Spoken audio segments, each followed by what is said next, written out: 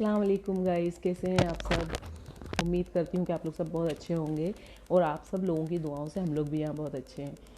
तो आज कुछ जज्बात शेयर किए जाएं आप लोगों के साथ, तो इसलिए मैं लेकर आई हूँ अपनी डायरी से आज अपना एक बहुत पसंदीदा शेर मैं आज आप लोगों को पढ़ के यहाँ सुनाती हूँ और बहुत पुराना भी है कि प्यार से बढ़कर नहीं दुनिया में कोई रोशनी, प्यार से बढ़कर नहीं दुनिया में कोई रोशनी, पी गई ये रोशनी तो आईना हो जाओगे।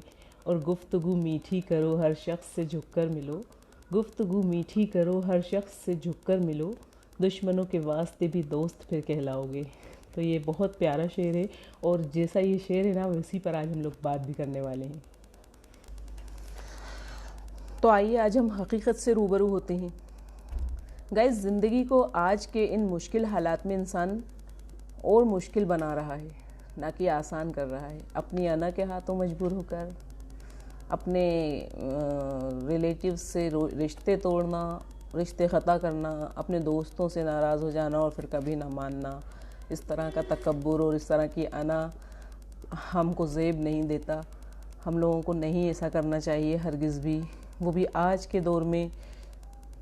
दोस्तों, हमें कल का खाया खाना तो याद रहता नहीं है कि हमने कल क्या खाया था, ना उसका जायका हमें याद रहता है और ना उसका फ़ायदा हमें याद रहता है।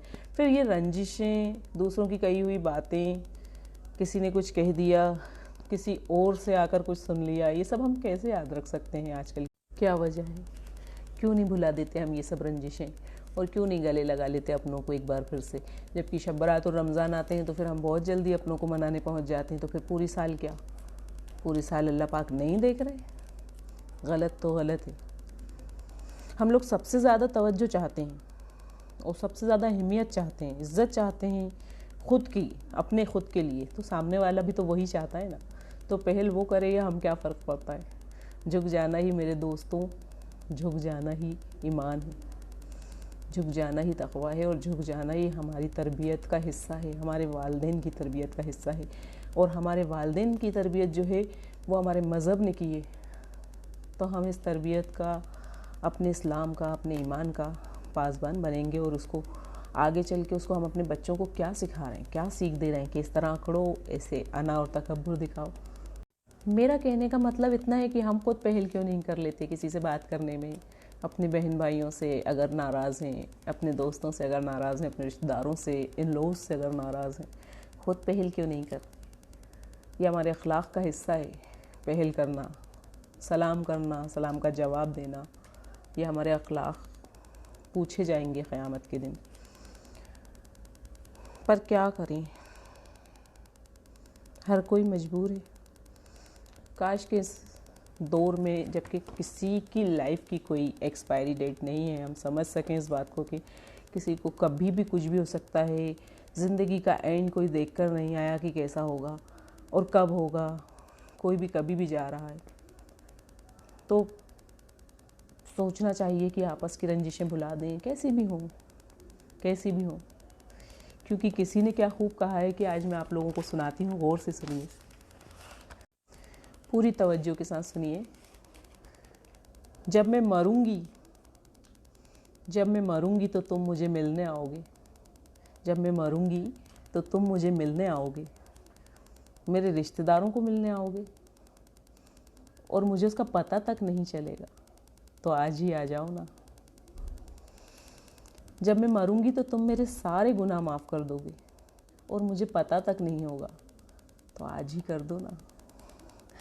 जब मैं मरूंगी तो तुम दुनिया भर में अच्छी अच्छी बातें मेरे बारे में करोगे और मुझे पता तक नहीं होगा, तो आज ही कर दो ना। जब मैं मरूंगी तो तुम मेरी तारीफ़ों के पुल बांधोगे, आज ही बांधो ना। जब मैं मरूंगी तो तुम कहोगे कि काश इस इंसान के साथ थोड़ा वक्त और बिताया होता तो कितना अच्छा होता, आज ही बिता लो ना।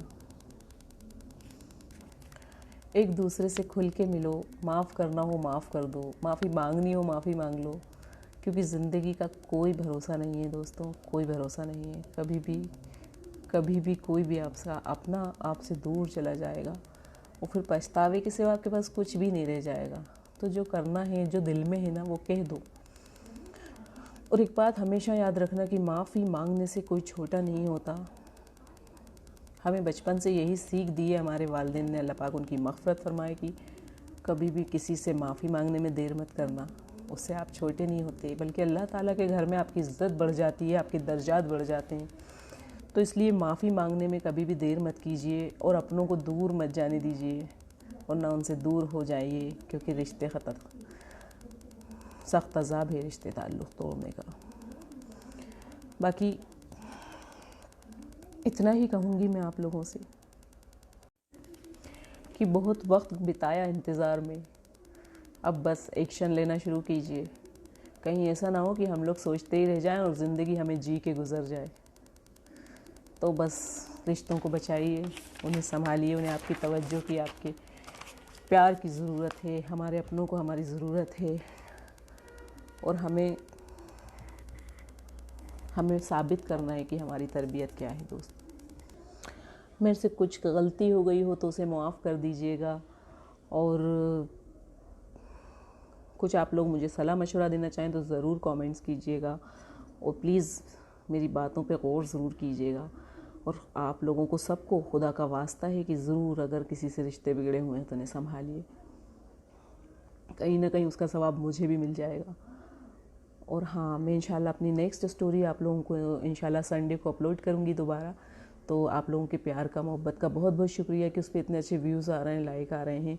और लोग मुझे, बल्कि आज तो मुझे काफ़ी सारे लोगों ने कहा भी मैसेज करके कि आज की स्टोरी कहाँ है, तो मैं उनको बताना चाहूँगी कि मैं वीकली इंशाल्लाह स्टोरी अपलोड करूँगी संडे टू संडे। तो बस आप लोग इसी तरह बने रहिए हमारे साथ, सब्सक्राइब कीजिए, लाइक कीजिए, कमेंट्स कीजिए, शेयर कीजिए, और अपनी दुआओं में मुझे याद रखिए। अल्लाह हाफिज़।